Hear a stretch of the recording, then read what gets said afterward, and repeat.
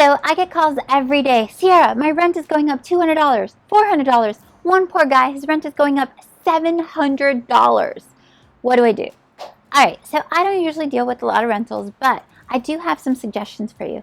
Number one, moving is very expensive. By the time you hire a truck, you get all this stuff, you do deposits, all that kind of stuff, it's very expensive.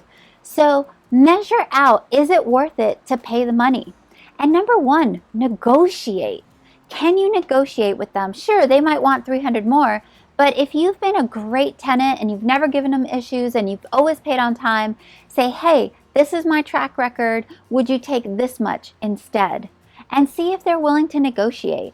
It costs them money to find somebody too, and to move into the place and do repairs and do all that kind of stuff.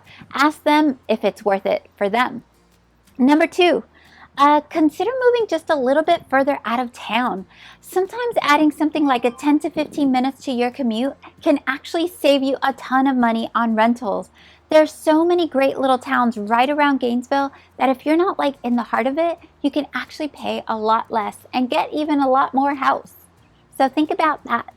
Number three, if you do have to move and you have been paying on time, if you have been a great tenant, have your landlord write a letter that states those things for the next person.